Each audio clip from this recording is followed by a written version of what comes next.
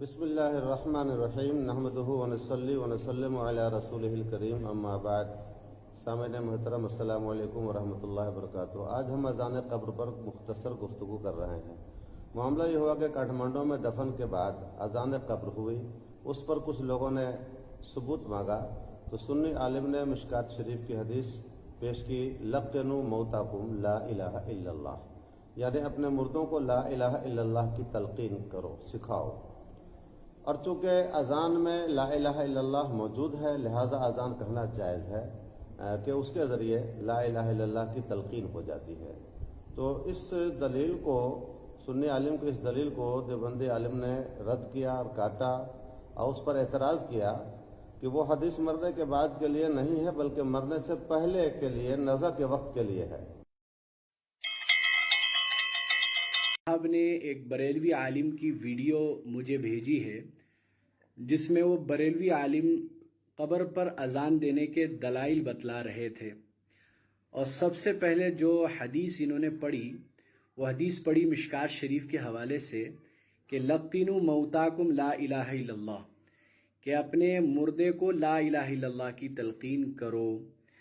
اس سے استدلال کر رہے ہیں کہ قبر پہ لا الہ الا اللہ تلقین کرنے کا حکم ہے مردے کے پاس، لہذا اذان میں بھی لا الہ الا اللہ ہے تو اذان کہنا ثابت ہوا حدیث سے۔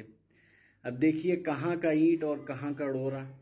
بھائی یہ حدیث ہے کہ اپنے مردے کو لا الہ الا اللہ کی تلقین کرو، یہ اس وقت ہے جب کہ موت کا آثار کسی پر ظاہر ہونے لگے، بالکل آخر وقت ہو تو اس کے سامنے بلند آواز سے کلمے کی تلقین کرنی ہے تاکہ وہ بھی کلمہ سن کر جو ہے پڑھنے لگ جائے اور اس پر کلمے پر اس کی موت آئے۔ تو حدیث کا صحیح مطلب یہ۔ اب اس کو فٹ کر دیا ہے موت کے بعد قبر پر اذان دینے کو۔ اب دیکھیے، اب ان کی علمی لیاقت کا اندازہ ہم اسی سے لگا سکتے ہیں کہ کہاں کی حدیث کہ اس کے ذریعے لا الہ الا اللہ کی تلقین ہو جاتی ہے۔ تو اس دلیل کو، سنی عالم کی اس دلیل کو دیوبندی عالم نے رد کیا اور کاٹا اور اس پر اعتراض کیا کہ وہ حدیث مرنے کے بعد کے لیے نہیں ہے بلکہ مرنے سے پہلے کے لیے، نزع کے وقت کے لیے ہے، تاکہ مرنے والا کلمہ سیکھ جائے۔ یعنی مرنے کے بعد کے لیے حدیث نہیں ہے بلکہ مرنے سے پہلے جو کیفیت نزع کی ہوتی ہے اس موقع کے لیے ہے۔ تو میں اس سلسلے میں بتانا چاہتا ہوں کہ موتا کا لفظ دو معنی پر مشتمل ہے، ایک اس کا معنی مجازی ہے، ایک معنی اس کا حقیقی ہے۔ معنی مجازی کے اعتبار سے یہ ہوگا کہ مرنے سے پہلے لا الہ الا اللہ کی تلقین کرو، اور معنی حقیقی کے اعتبار سے یہ ہوگا کہ مرنے کے بعد لا الہ الا اللہ کی تلقین کرو، کیونکہ موتا کا معنی ہوتا ہے جو مر جائے، مر چکا ہو۔ تو اس کا دو معنی مجازی اور حقیقی۔ تو حقیقی معنی تو یہی ہے کہ مر جانے کے بعد کلمہ کی تلقین کرنا ہے، جو دفن کے بعد لوگ کرتے ہیں۔ معنی مجازی کے اعتبار سے ہوگا کہ مرنے سے پہلے۔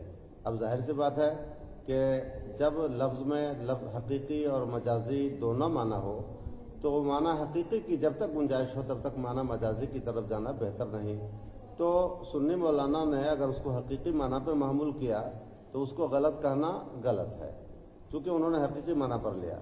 اب چلیے، انہوں نے شامی کا حوالہ دیا تھا تو میں سمجھا کہ شامی گویا کہ ان کے نزدیک معتبر کتاب ہے اور ضرور معتبر ہے، تو میں شامی ہی کی بات کر رہا ہوں۔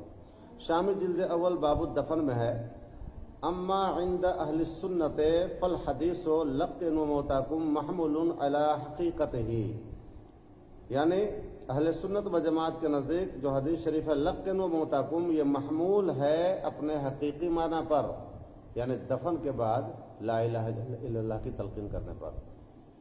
یہ علامہ شامی کہہ رہے ہیں۔ جب علامہ شامی کی بات کو یہ دلیل میں بناتے ہیں تو ان کو چاہیے کہ علامہ شامی کی اس بات کو بھی وہ سمجھیں۔ انہوں نے باضابطہ کہہ دیا کہ اس کا حقیقی معنی پر ہی اہل سنت و جماعت نے اس کو محمول کیا ہے۔ اگر یہ مولانا اپنے آپ کو سنی کہتے ہیں تو ان کو چاہیے کہ حقیقی معنی پر محمول کریں، اور حقیقی معنی کے اعتبار سے وہ دفن کے بعد ہی ہے۔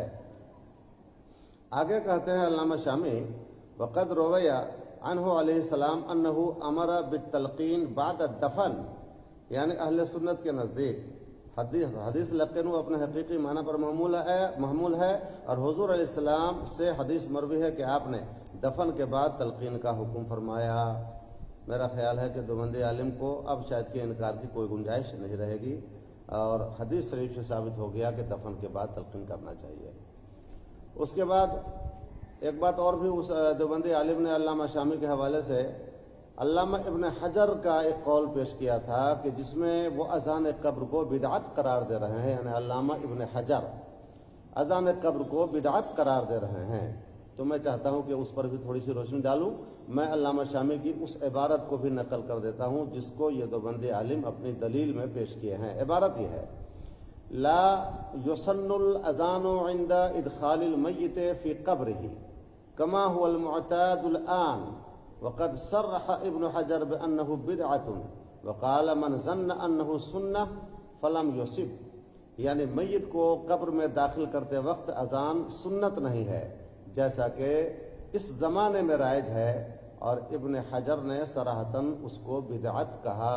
اس عبارت کو مولانا نے پیش بھی کیا ہے، دیوبندی مولانا نے، لیکن علامہ شامی کی اس عبارت کو جناب نے اپنی مضبوط دلیل بنا کر پیش کیا ہے، مگر میں اس پر چند باتیں عرض کرتا ہوں۔ پہلی بات، میت کو قبر میں اتارنے کے وقت کے لیے یہ حدیث ہے ہی نہیں۔ میت کو قبر میں اتارنے کے وقت کے لیے ہے کہ قبر میں جس وقت اتارا جا رہا ہو اس وقت اذان کہنا سنت نہیں، یہ ثابت ہو رہا ہے اس سے۔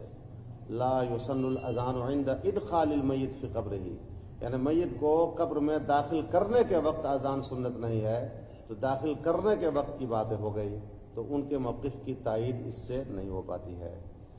ثانیاً، اگر دفن کے بعد ہی مان لیں تو صرف یہی ثابت ہوا کہ دفن کے بعد اذان کہنا سنت نہیں ہے، اتنا ثابت ہوا۔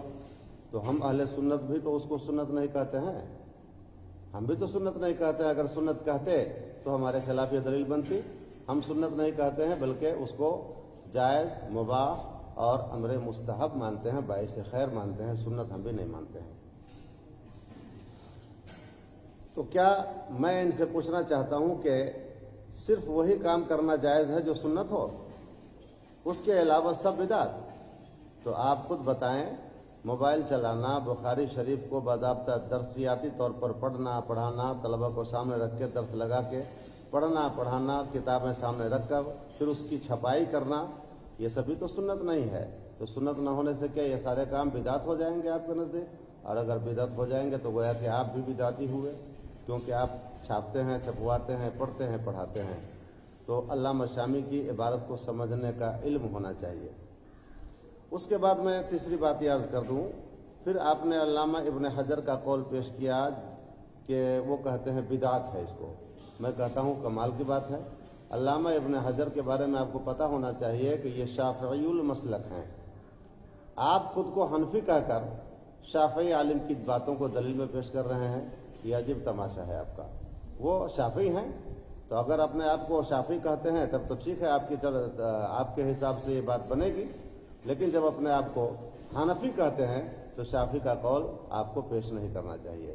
چوتھی بات یہ کہوں گا، علامہ شامی کی عبارت میں کما هو المعتاد الآن کا لفظ آیا ہے، جیسا کہ یہ اذان قبر آج کے زمانے میں رائج ہے۔ اس سے صاف ظاہر ہوا کہ یہ اذان بریلویوں کی ایجاد نہیں ہے بلکہ علامہ شامی کے زمانے میں بھی رائج تھی۔ اس کو بریلویوں کی طرف منسوب کرنا اور بریلویوں کی ایجاد کہنا، یہ جماعت اہل سنت پر یا جن کو آپ بریلوی کہتے ہیں ان پر افتراء اور بہتان ہے جو گناہ کا کام ہے۔ امید کہ اللہ تعالیٰ آپ کو اتنی باتیں سن کر ہدایت عطا فرمائے۔ والسلام۔